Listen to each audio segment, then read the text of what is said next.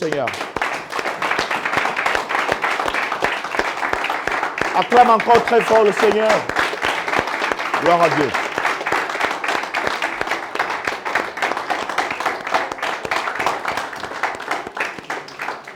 Amen. Amen. Bienvenue à chacun de vous. Je suis heureux de vous voir si nombreux. Alléluia. Amen. Est-ce que tu peux checker quelqu'un qui est à côté de toi, lui dire bienvenue à la maison de Dieu?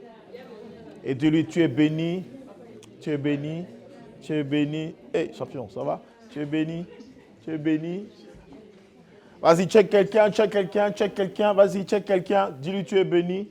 Tu es béni. Tu es béni. Tu es béni. Tu es béni.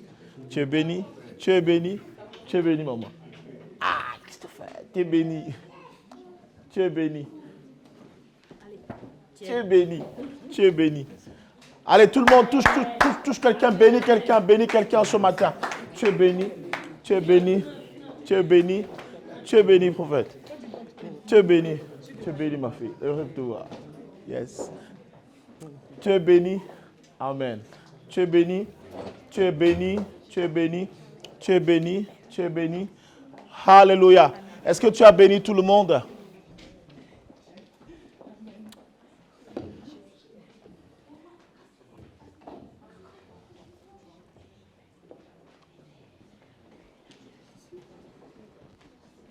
Bien, si tu as béni tout le monde, tu peux fièrement t'asseoir dans la présence de Dieu. Merci.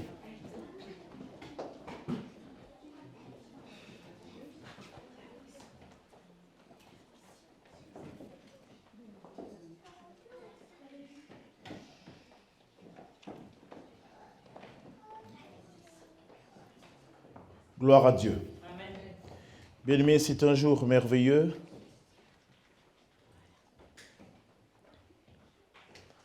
Le dimanche a toujours été un jour spécial et particulier, même pour ceux qui ne vont pas à l'église. Nous pouvons le ressentir que c'est un jour spécial. Nous pouvons parfois le ressentir que c'est un jour qui ne ressemble pas à tous les autres jours de la semaine. Peut-être parce que tout autour de nous, les gens s'agitent. Peut-être parce que tout autour de nous, certains vont à l'église, d'autres vont dormir, d'autres vont se reposer. Mais je crois que le dimanche est véritablement une journée spéciale. Amen. Et aujourd'hui, nous sommes venus célébrer notre Dieu. Nous sommes venus rendre un culte. Quand tu vas à l'église, ne dis pas je vais à l'église, dis je m'en vais rendre un culte à l'Éternel. Je m'en vais rendre un culte à l'Éternel, pourquoi? Parce que, bien aimé, toute la semaine, j'ai eu un temps pour moi. J'ai eu le temps pour ma famille, j'ai eu un temps pour mes amis, j'ai eu un temps même pour des connaissances, j'ai eu un temps pour les politiques, pour les politiciens, j'ai eu un temps pour les sportifs, j'ai eu le temps pour tout. Mais parfois, le dimanche, on veut encore, le temps qu'on en veut allouer à Dieu, on voudrait le donner à quelqu'un d'autre. On voudrait le donner parfois à soi-même. On voudrait le donner encore aux amis. C'est pourquoi parfois on est très pressé dans la présence de Dieu. Même quand nous sommes à l'église, c'est parfois on regarde tout le temps notre montre. C'est parfois on se dit j'ai à faire. Mais bien aimé, toute la semaine tu as eu à faire. Voici les quelques heures que tu peux donner à Dieu. Les quelques heures que tu peux permettre à celui-là qui te donne le souffle de vie en semaine, qui te donne la réussite en semaine. Bien-aimé, si tu vas dans les radios aujourd'hui, si tu vas dans les chaînes de télévision, si tu passes par les sites internet, tu vas te rendre compte que nombreux sont décédés cette nuit. Tu vas te rendre compte que nombreux sont décédés en semaine. Ah, parfois, ils n'ont rien fait de particulier, mais le Seigneur a décidé qu'ils meurent cette nuit. Il leur a arraché le souffle de vie. Amen. Certains parfois bien portants. Je suis parfois allé à des levées de corps, à des mises en bière, et quand je regarde le corps qui est couché dans le cercueil, je réalise que la personne n'a rien perdu. Elle n'a pas perdu, son visage est intact. Parfois, tu as l'impression que le cadavre, le cadavre pleure ou alors qu'il est souriant. Tu dis, mais non, mais qu'est-ce qui s'est passé? Et en Afrique, aujourd'hui, on dit souvent, ah, j'ai jamais vu un beau cadavre comme ça. Ouais, c'est souvent amusant quand tu entends cela. Le cadavre là était beau. On dira aussi d'autres que ce cadavre était affreux. Amen. Donc, bien aimé, on peut partir de cette terre de plusieurs manières. Mais nous ne sommes pas là pour prêcher la mort ce matin. Nous sommes là pour prêcher la bonne nouvelle. Dis à quelqu'un la bonne nouvelle. Nous sommes là pour dire à quelqu'un, bien aimé, ce n'est pas un hasard que tu sois ici. Tu es peut-être venu passer, quelqu'un t'a invité, mais la Bible déclare que nul ne peut venir à Dieu si le Père même ne l'attire. Amen. Il faut que tu sois conscient d'une chose, que nombreux ont reçu la même invitation que toi tu as eue, mais ils n'ont pas pu être là aujourd'hui. Mais si toi tu es là, c'est parce que Dieu a voulu que tu vives ces moments. Peut-être tu resteras ici, peut-être tu ne viendras plus jamais ici. Alléluia. Mais sache une chose, Dieu a voulu que je sois ici en ce moment. Et je dois profiter au maximum de ce que Dieu a voulu que je vive ce jour. Alléluia. Dieu est merveilleux. Le thème de notre mois, le thème du mois, c'est pourquoi devons-nous évangéliser? Pourquoi devons-nous évangéliser? Le plus souvent, chaque fois qu'on parle de Dieu, les gens voient la religion, les gens voient l'église. Ce n'est pas mon église, ce n'est pas ma communauté, ce n'est pas mon pasteur. Bien aimé, je ne veux être le pasteur de personne aujourd'hui. Je veux tout simplement être le serviteur de l'Éternel. Je veux tout simplement être porteur d'une nouvelle qui va t'apporter une certaine joie, une certaine tranquillité dans ton cœur. Parce que tu verras ces vérités et tu te diras, ah oui, Dieu a quand même raison. Je peux voir certains, je bénis le témoignage de la sœur. Elle a dit, moi ça fait 1 an que je ne vais pas à l'église. Avec tout le ton, avec tout l'accent du Gabon que je connais très bien. J'aime bien votre accent. Hein? Moi, ça fait 1 an que je ne pars pas à l'église. Moi, ça fait 1 an que je pars par l'église. Je ne vais pas à l'église. Amen. Je sais que dans cette salle, il y a des gens qui battent quand même ton record. Je sais qu'il y a des gens qui ont déjà fait 2 ans. C'est grave, c'est pas grave. Hein? 1 an, c'est rien. Dis à quelqu'un, 1 an, c'est rien. Il y a ceux qui sont à 5 ans. Il y a ceux qui sont à 10 ans. Il y a ceux qui sont à 20 ans. Amen. Il y a ceux qui savent que l'église existe seulement le 25 décembre. Parfois juste pour déposer les enfants et venir les récupérer après le culte. Ils disent souvent, je m'en vais à la messe. Amen. Ils sont nombreux. Bon, il faut aller comprendre les raisons pourquoi les gens ne vont plus à l'église. Parce que c'est bien d'évangéliser. C'est bien de se poser les questions, mais pourquoi les gens ne vont plus à l'église? Pourquoi les gens ne sont plus motivés à aller à l'église? Mais la parole de Dieu est-elle mauvaise? Non. Amen. Les prédications sont-elles mauvaises? Mais pourquoi les gens ne sont plus motivés à aller à l'église? Pourquoi est-ce que tu n'es plus motivé à aller à l'église? Dis à quelqu'un, il y a une raison. Il y a une raison. Et je ne saurais accuser celui qui reçoit le message. Je ne saurais accuser celui qui reçoit le messager aussi. Je ne saurais accuser celui qui reçoit l'évangile. Parce que très souvent, ils n'appliquent que ce qu'ils ont reçu. Amen. Nous ne pouvons donner que ce que nous avons reçu. Amen. Si tu n'as rien reçu, tu ne donneras rien. Tu n'appliqueras rien. C'est ainsi que nombreux n'ont rien appliqué dans leur vie, dans leur marche chrétienne. Je vais demander à ce qu'on fasse venir tous les enfants ici. Que tous les enfants soient ici. Ah, d'accord? Ok. Parce qu'eux aussi, ils ont besoin d'écouter cette parole. Amen. Alors, bien aimés, on va commencer par un verset biblique qui fait l'objet de notre étude depuis que nous avons débuté avec ce thème. Pourquoi devons-nous évangéliser? Marc chapitre 16, verset 15. Marc chapitre 16, autant pour moi, verset 15. Oui, Valérie, ou quelqu'un d'autre? Personne qui est disposé? Je lis la parole de Dieu. Est-ce qu'on peut se mettre debout juste pour honorer la parole de Dieu pendant que celle-ci est lue?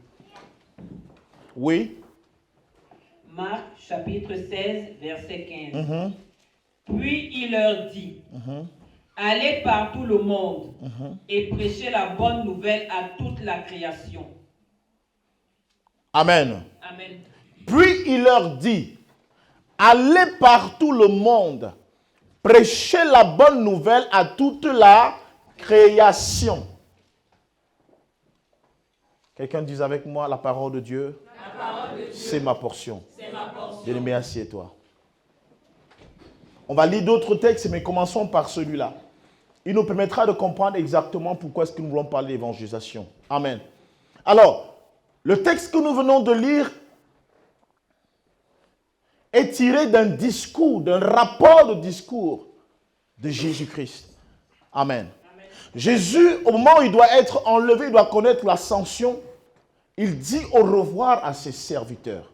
Il dit au revoir à ses disciples. Il leur dit, voici les miracles qui vous accompagneront. Amen.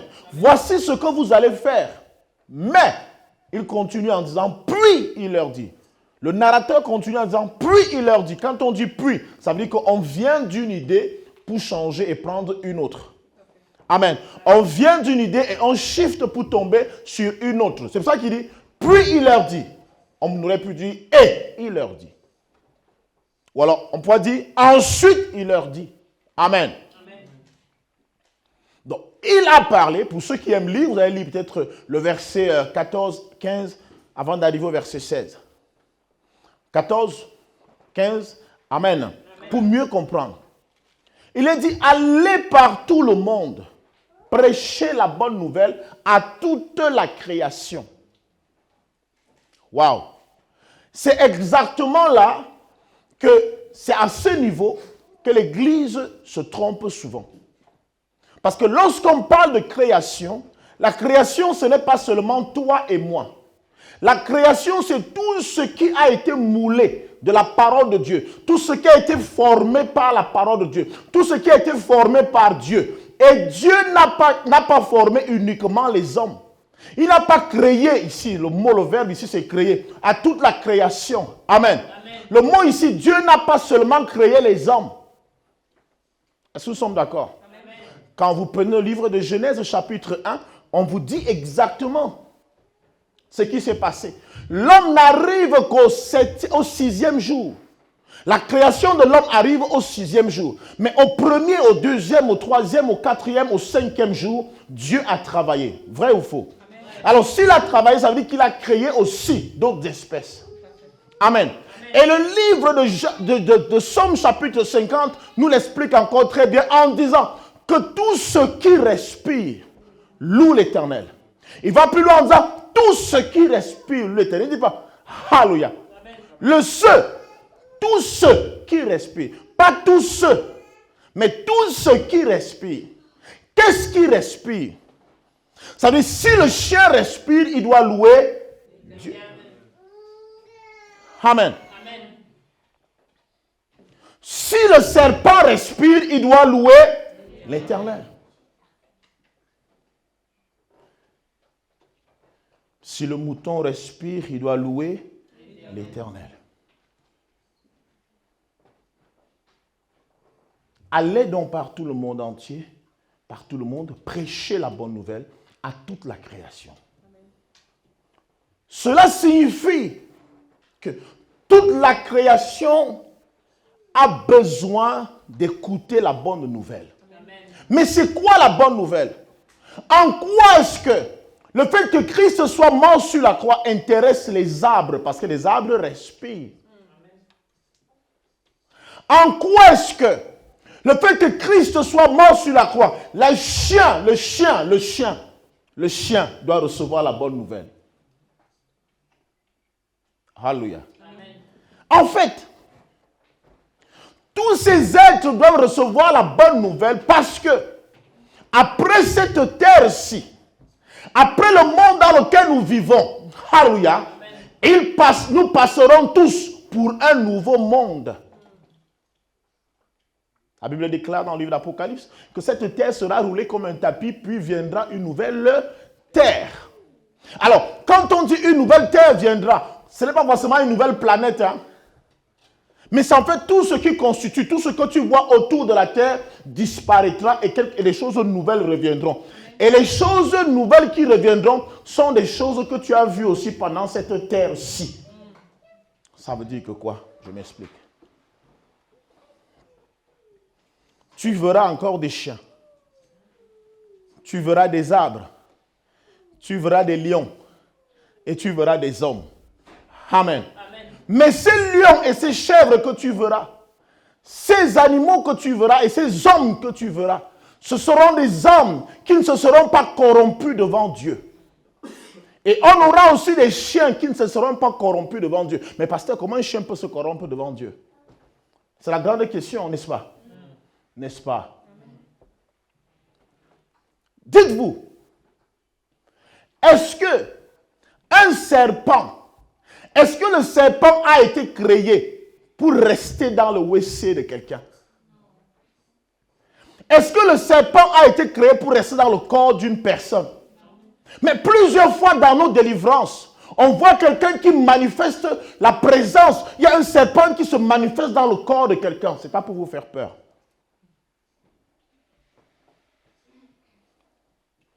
Alléluia. Plusieurs fois, on apprend que telle personne a été envoûtée. Mais être envoûté signifie quoi? Ça veut dire qu'on a placé en toi autre chose que ce que Dieu aurait voulu que tu puisses avoir. Amen. On a placé quelque chose et ce qu'on place en toi t'empêchera sûrement de manifester ce que Dieu a voulu que tu puisses manifester sur terre.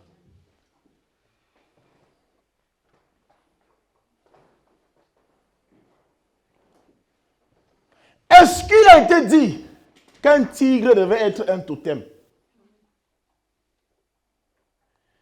Est-ce qu'il a été dit qu'une bête devait être un totem? Je rends grâce à Dieu parce que la plupart de ceux qui sont ici sont d'origine africaine. Ça veut dire que vous connaissez ces choses-là. Amen. Nous connaissons toutes ces choses. Mais comment se fait-il que le serpent se retrouve dans le corps de quelqu'un, dans l'organisme d'un homme? Un crapaud, la grenouille se retrouve dans quelqu'un. Est-ce que c'est le rôle de la grenouille? Oh, mais quand tu lis la Bible, tu réalises que tout ce qui a été créé avait été créé pour un but précis.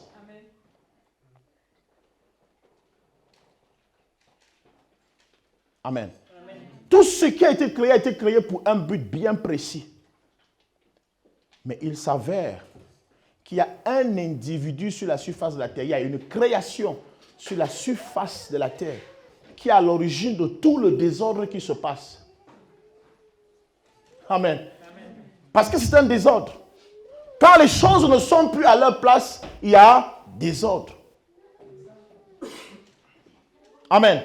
Il y a donc une création qui est à l'origine de tout ce désordre. Bien-aimés, lorsque, prenons tout cet exemple parce que ça vous parlera mieux. Lorsque le serpent se retrouve dans le corps de quelqu'un, d'un homme, le serpent n'est pas parti dans ce corps tout seul. C'est sûrement quelqu'un qui l'a pris, l'a placé là. Amen. Amen. Lorsque tu vis des difficultés dans ton couple, amen, est-ce la volonté de Dieu? Je ne pense pas. Lorsque ton mari te trompe, lorsque ta femme te trompe, est-ce la volonté de Dieu? Je ne pense pas. Parfois, tu trompes ta femme, mais tu n'accepteras jamais que ta femme te trompe. Parfois, tu voles, mais tu n'accepteras jamais d'être volé. Parfois, tu mens, mais si quelqu'un essaie de mentir, pourquoi tu mens? Tu mens pourquoi? Toi-même, tu as menti hier. Mais pourquoi? En fait, alors Dieu nous fait comprendre que parce que la nature aussi peut se corrompre, la nature peut se retrouver en train de faire des choses qu'elle ne devait normalement pas faire, elle aussi doit recevoir la bonne nouvelle. Et la nature ne peut recevoir la bonne nouvelle que si l'homme qui domine sur elle, alléluia, cesse de lui imposer des choses. C'est nous. C'est dans nos cœurs que naisse l'intention d'aller placer le serpent dans la maison de notre voisin. C'est dans nos cœurs que naisse l'intention d'aller mettre une souris qui volera son argent. C'est dans nos cœurs que naissent les intentions de faire du mal à nos prochains, à notre semblable. chacun de nous ici est victime du mal qui habite dans le cœur de quelqu'un d'autre. Chacun de nous ici a été victime. Il dit, chacun de nous ici a été victime. C'est d'ailleurs pour cela que même les églises, vous n'aimez plus y aller.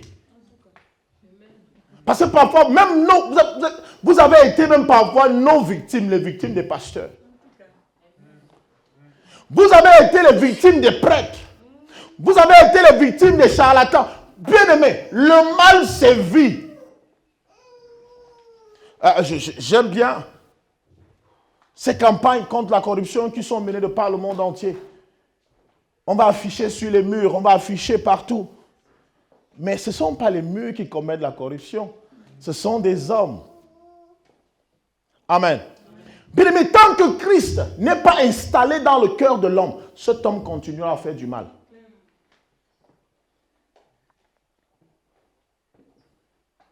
Si quelqu'un vient te voler, c'est tout simplement parce qu'il ne connaît pas encore le mal que le vol peut créer dans la vie de quelqu'un. Alors si tu installes Christ en lui, automatiquement le vol partira. Alors, l'évangélisation ne se résume pas seulement à peupler le royaume des cieux, mais l'évangélisation, c'est aussi résoudre les problèmes de notre cité. Plus Christ est installé dans les cœurs des hommes, plus les gens arrêtent de faire le mal. Chacun de nous ici, ceux qui ont véritablement reçu Christ, peuvent parler de l'heure avant et de l'heure après. Celui qui a cessé de voler a permis que certaines personnes arrêtent d'engager des vigiles. Même certains ont perdu le travail.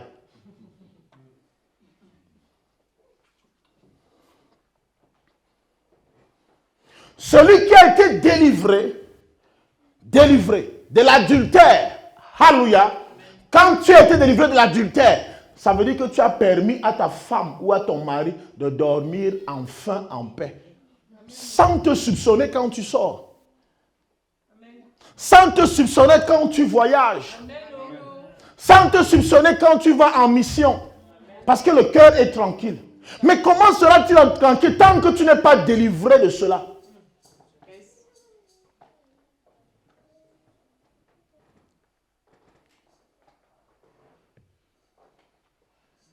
Chacun de nous. Tant que celui qui enlève les enfants devant les écoles n'est pas évangélisé, peu importe les prédispositions, les solutions que vous allez prendre, il trouvera toujours un moyen pour les voler. Et les gens vont continuer à perdre les enfants. Mon fils a disparu. Avis de recherche. Tant que... J'ai envie de chauffer quelqu'un. Dans le cœur de l'homme, il n'y a pas la présence de Dieu. Tant que Christ n'est pas dans le cœur de Dieu, dans le cœur de l'homme. Amen. Tant que Christ n'est pas dans le cœur de l'homme, l'homme va toujours continuer à faire manger des excréments à son semblable.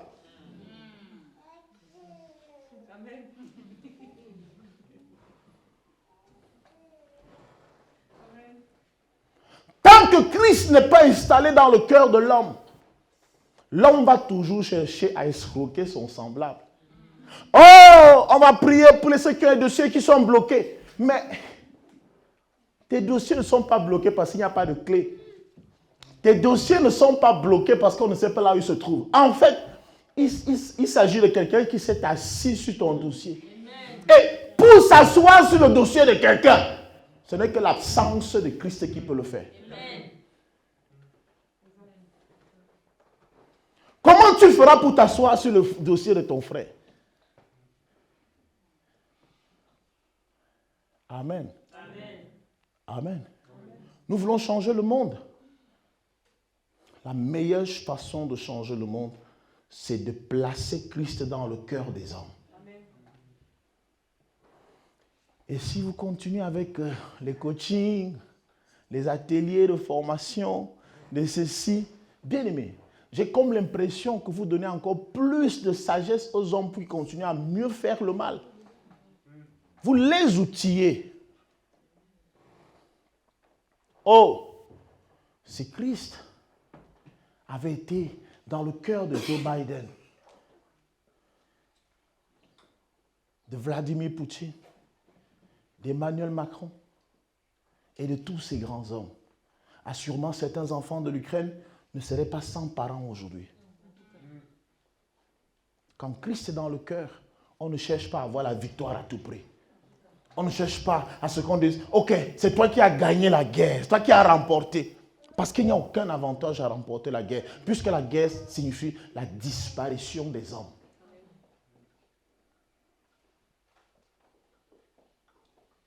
Allez partout le monde, prêchez la bonne nouvelle. Prêchez la bonne nouvelle. Prêchez la bonne nouvelle. La bonne nouvelle ne peut que réjouir le cœur. Alléluia. Amen. Quand tu apprends que celui qui t'a volé hier, on l'a attrapé. Bon. Parfois, tant qu'il n'y a pas de restitution, cette nouvelle n'est pas très bonne. Hein? C'est vrai, on l'a arrêté. Ça va. Tu es content peut-être parce que tu dis, ok, peut-être il ne viendra pas demain pour voler, mais tu aurais voulu la restitution. Mais c'est déjà quelque chose. Amen. Amen. Quand tu apprends que celui qui couchait avec ta femme, parce que c'est ça qui fait plus mal aux hommes. Hein. Celui qui couchait avec ta femme, celui qui allait avec ta femme, a été arrêté. Alors il dit, il confesse, j'arrête cela, je ne le fais plus. Waouh! Combien de foyers seront préservés? Combien de femmes seront heureuses? Combien d'hommes seraient heureux?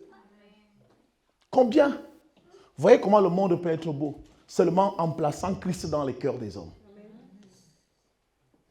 Seulement en plaçant Christ dans les cœurs des hommes. Mais parfois on prêche comme ça. Parfois on prêche comme ça à l'église. Quelqu'un lui va aller faire le mal quelque part le soir. Son programme est déjà arrêté. Pasteur, ce que tu dis là, on va voir ça demain. Ce n'est pas aujourd'hui. Non, c'est maintenant que Christ doit être dans ton cœur. Pour comprendre que tu es la solution du monde. Tu es la solution du monde. Dis à quelqu'un, je suis la solution au problème du monde. Non, tu n'es pas une option, mais tu es la solution au problème du monde. Vous pouvez imaginer que pendant que vous êtes ici, quelqu'un est en train de voler chez vous. On a vécu cela une fois en Afrique. Un jeune homme qui avait pour seul défaut, tout ce que lui faisait à l'église, c'était voler les Bibles. Il volait les Bibles, juste les Bibles. Il ne les revendait pas, il ne les lisait même pas lui-même. Bon, imaginez. Donc je crois que s'il lisait ces Bibles, il allait arrêter de faire ce genre de choses. Alléluia.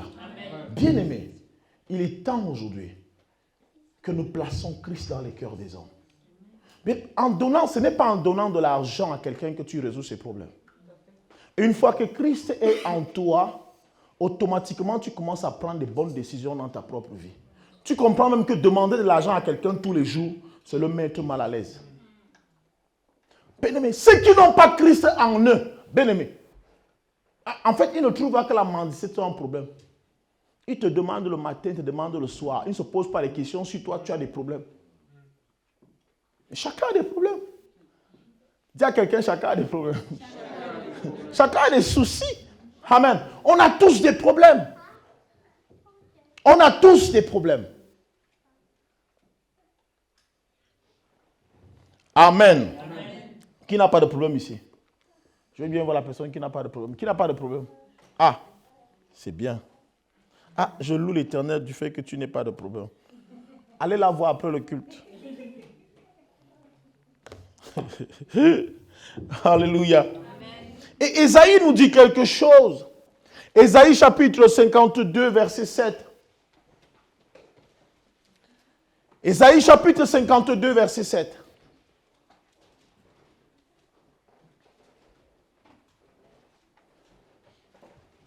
Vous allez voir là où c'est souvent dangereux quand vous lisez la Bible. Parce que le même verset, s'il est mal interprété, il signifie autre chose. On va lire le même verset. Vous allez voir dans le Nouveau Testament comment quelqu'un a redit le même verset, mais d'une autre manière. Amen. Donc Valérie, tu vas lire Ésaïe chapitre 52, verset 7. Et Pasteur Michel, tu vas lire Romains chapitre 10, verset 15. Je lis la parole de Dieu. Oui. Nous allons nous mettre debout, bien-aimés, pour honorer la parole du Seigneur. Ésaïe chapitre 52, verset 7. Qui sont beaux sur les montagnes, les pieds de celui qui apporte de bonnes nouvelles. Alléluia. Qu'ils sont beaux sur les montagnes. Qu'ils sont beaux sur les montagnes, les pieds de celui qui apporte de bonnes nouvelles. Qui publie la paix. Qui publie la paix. De celui qui apporte de bonnes nouvelles. De celui qui apporte de bonnes nouvelles. Qui publie le salut. Oui. De celui qui dit à Sion, ton Dieu règne. Alléluia. Romains chapitre 10, verset 15. Je lis la parole de Dieu, Romains chapitre 10, verset 15.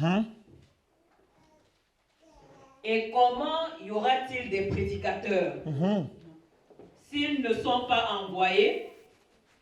Selon qu'il est écrit, qu'ils sont beaux les pieds de ceux qui annoncent la paix, de ceux qui annoncent de bonnes nouvelles. Alléluia. Amen. C'est le même verset, n'est-ce pas? C'est la même pensée.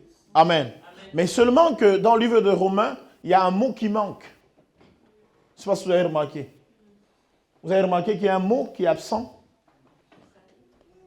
Non, lisez bien le verset, lisez bien Ésaïe. Vous allez vous rendre compte quand vous lisez Ésaïe, vous lisez, vous revenez dans Romains, vous allez vous rendre compte. Ésaïe dit, ils sont beaux sur les montagnes. Or, Romains dit, ils sont beaux, ceux qui annoncent de bonnes nouvelles. Alléluia. Bien-aimés, asseyons-nous. Vous savez, il y a des textes qui n'ont même pas besoin d'une grande explication parce qu'ils sont aussi simples que cela. Tout le monde les comprend. Et parfois, pour comprendre les textes bibliques, il faut les appliquer à sa propre vie ou alors à la vie au quotidien. Amen. Bien-aimé, lorsque quelqu'un vient vers vous et vous annonce une bonne nouvelle, une nouvelle qui réjouit votre cœur, automatiquement, je ne vais pas dire vous tombez amoureux de la personne, mais vous êtes sur le point de faire même des cadeaux à la personne parce qu'elle vous a apporté une bonne nouvelle. Amen. Vrai ou faux? Vrai. Vrai ou faux? Vrai. Si quelqu'un t'apporte la bonne nouvelle, lui il devient aussi une bonne personne. Mais celui qui t'apporte les mauvaises nouvelles devient une mauvaise personne. C'est ainsi que dans certains villages en Afrique, il y a des femmes qui sont réputées comme porteuses de bonnes nouvelles. On ne la voit que lorsqu'il y a une mauvaise nouvelle. On les assimile même à cet oiseau de malheur qu'on appelle le hibou. Ah, oh, encore, c'est encore elle. Qu'est-ce qu'elle va encore venir nous dire? Il y a des gens, lorsqu'ils vous appellent, quand votre téléphone sonne, vous voyez son nom. Et, ah, qu'est-ce qu'il va encore me dire? Amen. C'est une personne qui a revêtu une cagoule de manière à ce que chaque fois que vous pensez à elle, ce n'est que dans le négatif. C'est pareil. Est-ce que vous savez qu'on a atteint ce niveau même à l'église? Quand on commence à fuir un certain pasteur, quand on commence à fuir certains serviteurs, c'est qu'en fait, il nous rappelle quelque chose de mauvais. Rien de bon ne peut sortir de celui-là. Même si vous l'appelez pasteur, même si vous l'appelez apôtre, vous l'appelez prophète, pour moi, rien de bon ne peut sortir. Chaque fois qu'il m'a parlé, c'est toujours mauvais. Donc, je n'ai pas envie d'aller dans son église. Je ne peux pas faire quoi là-bas? C'est toujours négatif. Christ nous a-t-il conviés, formés, pour que nous devons des porteurs de mauvaises nouvelles? Je ne pense pas. Comment pouvons-nous effrayer ceux-là que nous voulons amener à Christ en leur présentant le bâton, le feu? Nous parlons de l'enfer. L'enfer existe. Mais nous ne sommes pas des messagers de l'enfer. Nous sommes les messagers de la bonne nouvelle. Est-ce que la bonne nouvelle signifie vous donner des carottes, des bonbons, du chocolat? Ce n'est pas l'évangile chocolat bonbon, mais c'est l'évangile qui te libère et qui t'affranchit, qui te permet de comprendre quel est le plan de Dieu pour ta vie. Parce que Dieu a un plan merveilleux pour chaque vie. Mais quand à un moment donné, tout ce que je n'entends, ce n'est que pour me faire peur, automatiquement je fuis cet endroit. Beaucoup ont fui l'église, les églises aujourd'hui, à cause de cela. Certains aussi ont fui sans comprendre même la raison pour laquelle ils fuyaient. Vous savez, les gens qui... il y a les gens qui voient les gens courir, lui aussi se met à courir. Bon, je vais savoir devant là où on va aller. Pour me dire, quitte d'abord d'ici, quitte d'abord d'ici. Amen. Je quitte d'abord d'ici. Tu vas où? Non, ce n'est pas un souci. Devant, je serai devant là où je partais. Je fuis d'abord. On fuit d'abord le feu. Amen. Quand ce feu embrase, tout le monde fuit.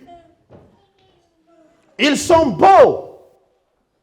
Les pieds de ceux qui annoncent de bonnes nouvelles. Ceux qui annoncent la paix, leurs pieds sont beaux. Et ceux qui surtout qui se tiennent sur les montagnes. Quand ils se tiennent sur la montagne, ça veut dire que tu as dominé sur cette montagne-là. Tu as dominé cette montagne. Tu ne peux te tenir sur une montagne que si tu as pris le temps de la gravir. Amen. Amen. Tu ne peux pas parler de certaines choses que tu n'as pas dominées.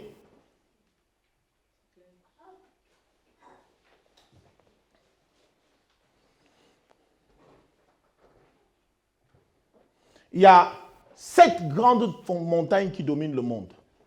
Tu connais ces montagnes? Il y a 7 grandes montagnes qui dominent le monde.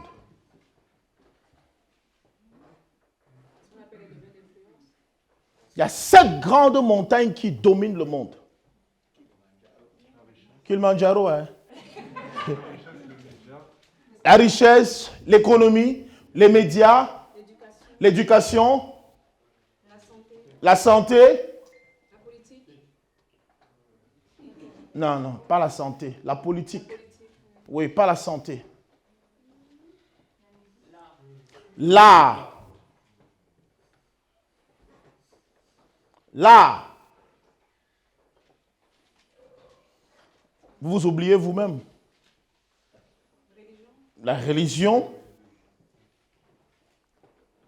Amen. Bien aimé, on va d'abord s'arrêter là. Ce n'est pas le plus important, ce n'est pas de les citer. Le plus important, c'est de comprendre exactement ce qui est caché derrière ces choses. Amen. Et vous allez vous rendre compte que le monde est dominé par ceux qui, je vais me répéter, par ceux qui ont dominé ces montagnes-là. Amen. Lorsque Elon Musk vous donne un message sur Twitter ou sur, je ne sais pas sur quoi, Facebook, vous croyez automatiquement parce qu'en fait, il a dominé une montagne qui est la montagne de l'économie. Il a assis financièrement. Il y a des personnes qui vous parlent, vous acceptez tout simplement parce que, alléluia, elles ont dominé ce domaine.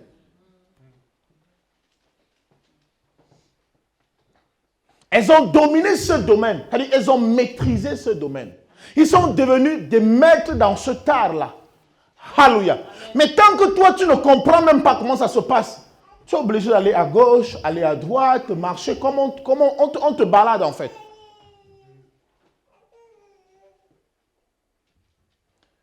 C'est pourquoi les domaines les plus dangereux au monde, toutes les personnes qui sont lancées dans la mode ont dû faire un choix à un moment donné de leur vie. Et vous vous rendez compte que tous ceux qui sont des mannequins et tout ça, le plus souvent, écoutez toutes ces filles qui ont voulu faire mannequinat, mais qui sont restées intègres, qui ont gardé leurs valeurs. Finalement, elles ont abandonné. Elles ne sont pas allées loin. Parce qu'à un moment donné, on t'impose un rythme. On t'impose des choses que si tu n'es pas prêt, tu ne peux pas avancer. Tu vas te limiter, petit mannequin des kermesses. Petit mannequin des kermesses à l'église, quand on fait mannequinat, c'est toi qu'on choisit. Parce qu'en fait, tu as quelques notions, mais tu n'es pas allé au sommet. La musique, l'art, pour atteindre une certaine dimension, alléluia, il va falloir que tu fasses des sacrifices. Soit tu es avec Dieu, soit tu es avec Satan. On ne veut pas les gens qui sont au milieu là. Non. Tout cela est possible. Dis à quelqu'un, tout est possible. Mais, il va falloir que tu sois à fond dans ton choix. Amen.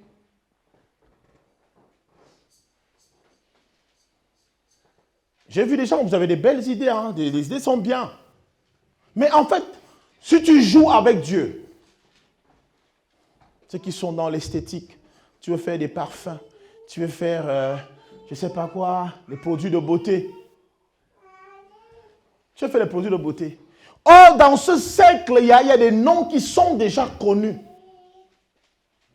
Et ils sont passés par des sacrifices pour avoir cela, pour être à ce niveau. Et toi, tu arrives, c'est-à-dire que sans effort, tu veux déjà arriver à ce niveau. Non. On va t'éteindre.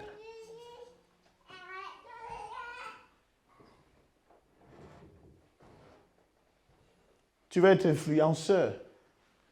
Les influenceurs. C'est des gens qui cherchent les raccourcis. C'est pour ça qu'au bout, surtout les influenceurs africains, et puis au bout, en fait, les scandales éclatent vite de leur côté parce qu'en fait, ce n'est pas de l'influence.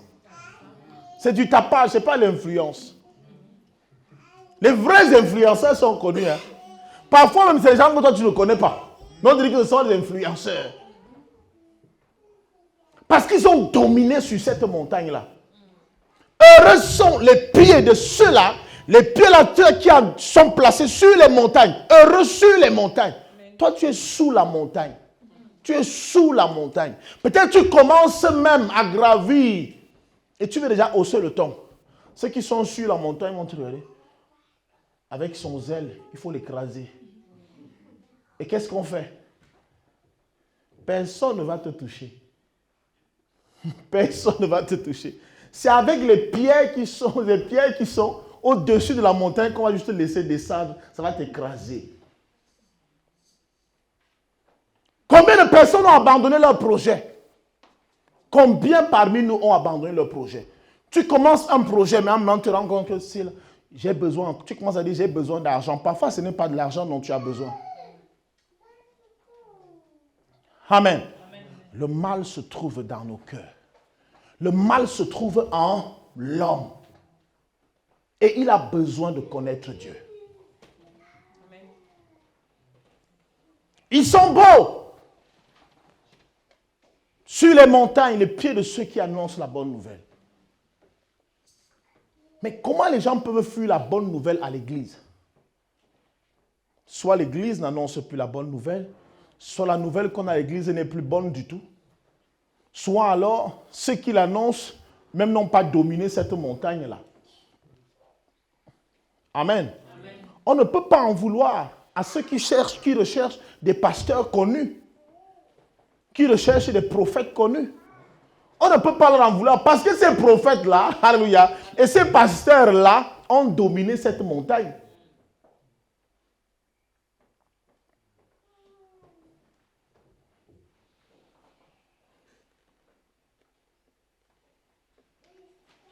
Tu ne peux pas te plaindre alors que tu n'évangélises pas. Amen.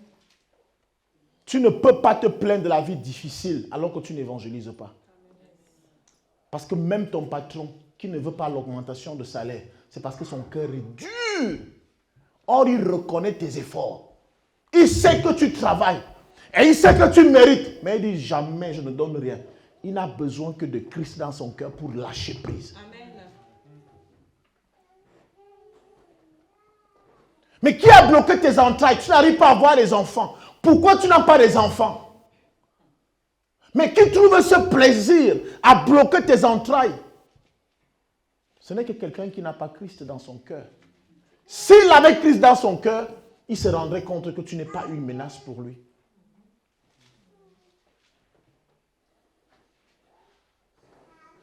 Celui qui a donné les papiers à une personne hier, demain te refuse les mêmes papiers. C'est-à-dire, par un coup de tête comme ça, sa tête ne me plaît pas, je ne donne pas. Je ne donne pas les papiers. Je ne l'aide pas. Tu ne lui as rien fait. Vous n'avez aucun problème. Tu ne le connais même pas, mais il décide que je ne donne pas. Croyez-vous que si nous avions Christ dans les cœurs, si les hommes avaient Christ dans les cœurs, ce genre d'attitude, ce genre de comportement se retrouvait dans nos administrations? Je ne pense pas.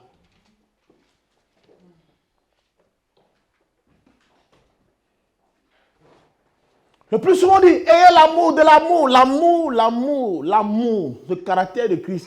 Personne ne peut manifester le caractère de Christ s'il n'appartient à Christ. Amen. Tu ne pouvais pas. Amen, amen. On peut prêcher sur l'amour du matin jusqu'au soir. Ça ne changera pas les cœurs des hommes. Non. C'est Christ qui fait naître l'amour dans les cœurs des hommes. Amen.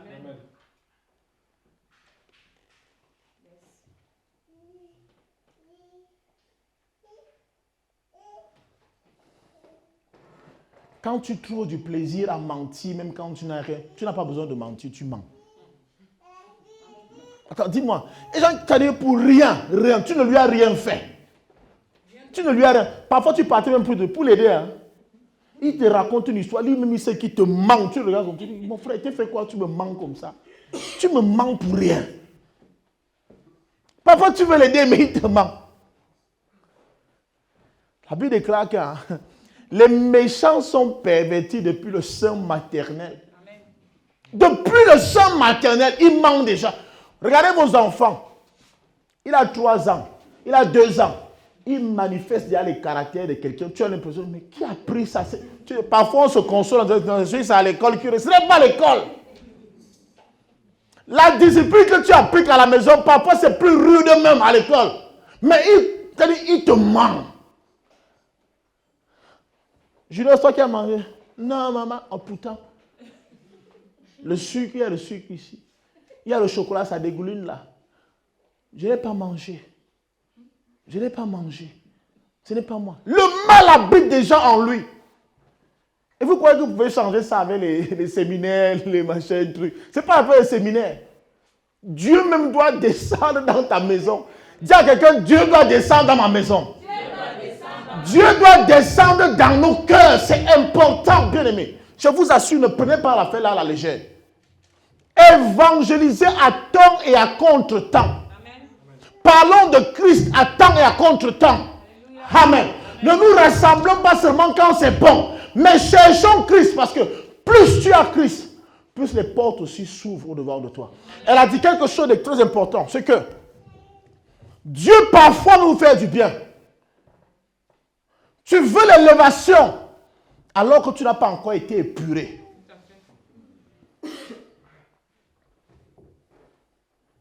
Dieu ne peut pas élever. Attendez, je vous pose une question. Le démon, c'est quoi? Le rôle du démon, c'est quoi? C'est détruire, n'est-ce pas?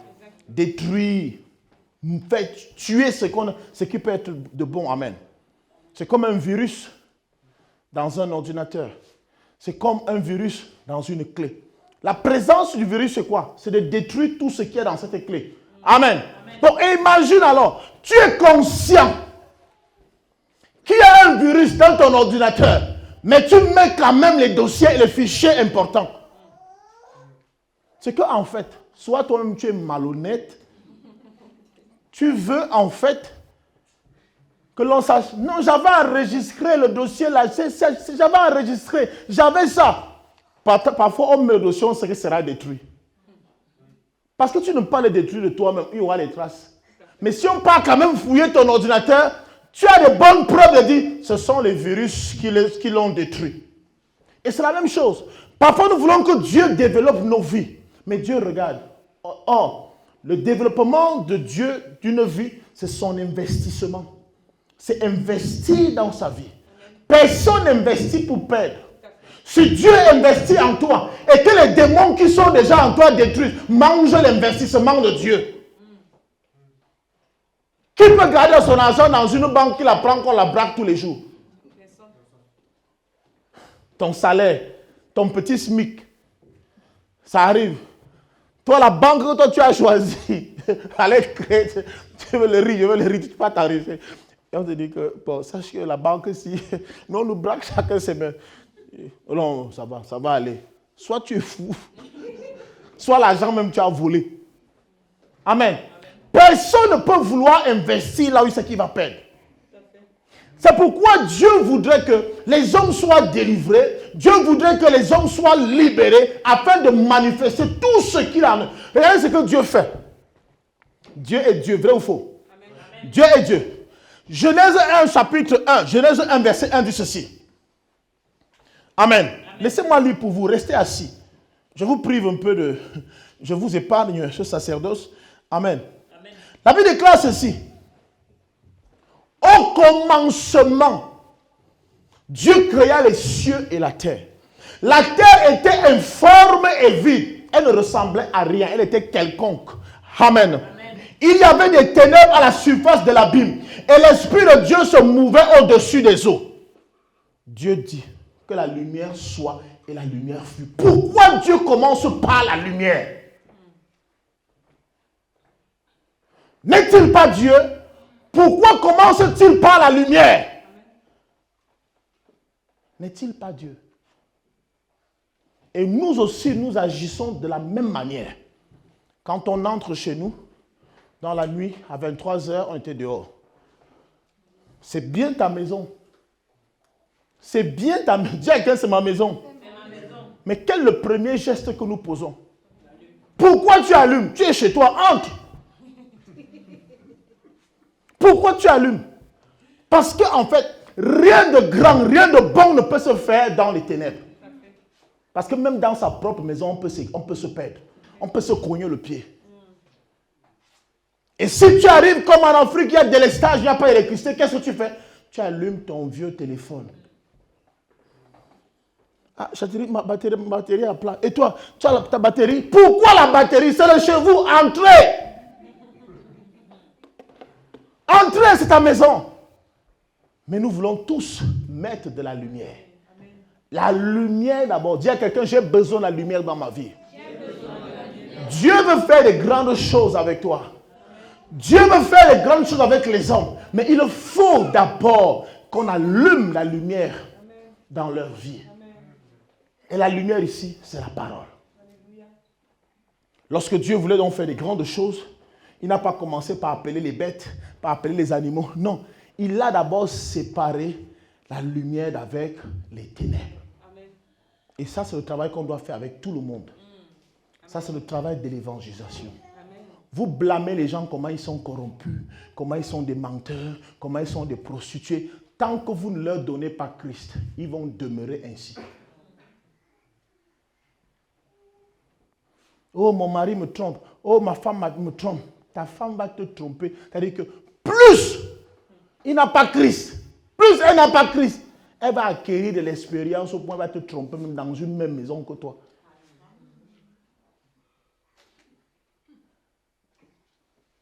Vous devez arriver au point où nous devons arriver au point où nous jeûnons pour que Christ entre dans ses cœurs. Amen. Nous jeûnons pour que Christ entre dans ses cœurs. Yes. C'est ça, voilà les vrais sacrifices qu'on doit prendre. Yes. Pas Seigneur, bénis-moi, donne-moi. Et bénis quoi? Pour que les démons bouffent tout. Et c'est par là qu'on doit commencer. Dieu n'est pas notre ennemi. Il est notre ami. Alléluia. Alléluia. Bien-aimé, je crois que tu es béni ce matin par cette parole. Amen. Je crois que cette parole te permet de comprendre ce nombre de choses. Que la solution à tes problèmes te trouve dans l'évangélisation. Dans l'évangélisation. Le racisme existe parce que les gens n'ont pas Christ dans leur cœur. Quand tu rencontres un vrai blanc qui a connu Christ, il ne connaît pas le racisme. Il t'accueille. Mais ces blancs qui sont racistes là, c'est ceux qui n'ont pas Christ.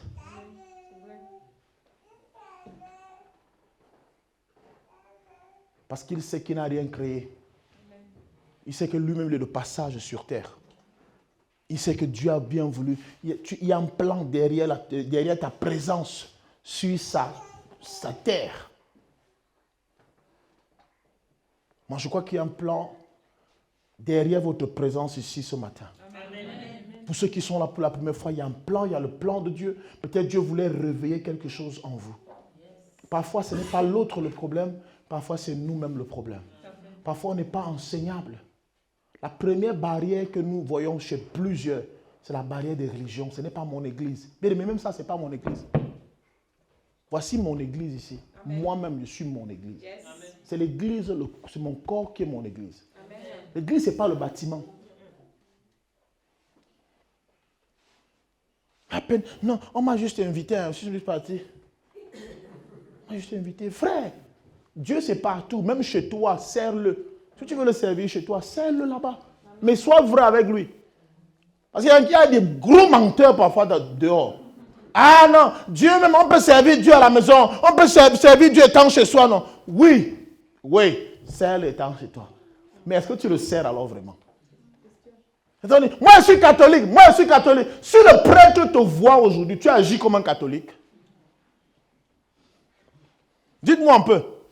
Les gens qui me disent, moi je suis catholique. La dernière fois que tu es parti, j'ai des amis prêtres, j'ai des cousins qui sont des prêtres. Elle peut vous dire, des cousins qui sont des prêtres. Hein? C'est comme ça qu'on agit chez les prêtres. Chez les catholiques, c'est comme ça qu'on agit. Comme c'est ton église que tu brandis. Toi-même, si tu arrives dans le prêtre, tu es celui qui va te reconnaître. La dernière fois que ton prêtre t'a vu, c'est quand? Donc, arrêtez de nous mentir. Nous ne sommes plus les enfants. Ne vous mentez vous-même. Pourquoi vous mentez? On ne vous veut pas. C'est Dieu qui vous veut. Vous êtes de passage ici. On vous conduit quelque part. Ici, ce n'est que l'arrêt bus pour continuer. Vous allez quelque part vers Dieu, pas vers nous. On n'a rien à voir avec vos vies. Je vais te donner quoi, maman? Quoi? J'ai quoi? La veste-ci. Rien.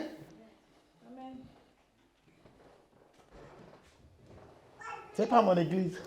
Ce n'est pas mon pasteur. Jamais on danse trop. Va là où on ne danse pas. Tu pars même souvent là-bas. Jamais. Alléluia. Amen. Alors, bien-aimés, ne nous cachons pas derrière des raisons qui ne tiennent pas. Parce que si on fouille, on peut toujours vous renverser dans vos propres raisons. Certains brandissent souvent la Bible comme s'ils la lisaient.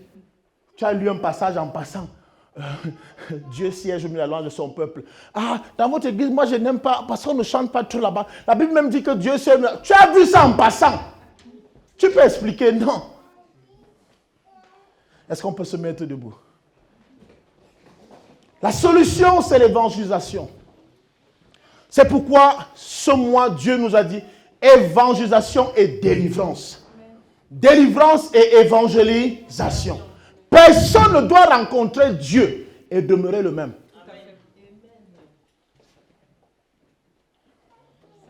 Vos vies doivent changer. Vos vies doivent changer. Le changement doit partir de l'autel vers la cour extérieure. Tout le monde a besoin de délivrance. Tout le monde a besoin parce que si Dieu doit investir en toi, ma fille, il faut qu'il change d'abord tout ce qui n'est pas bon. Amen. Quand les Chinois viennent payer les terrains chez nous, il dit, ok, ça là on va garder, ça on ne garde pas. Il y a des choses que Dieu va vouloir garder en vous et celles qu'il va vouloir chasser. Parfois, nous, on veut tout garder. J'ai donné ma vie à Jésus, mais tu as quand même gardé les choses, tu n'as pas donné. Tu lui as donné une certaine partie de ta vie. On lui veut tout.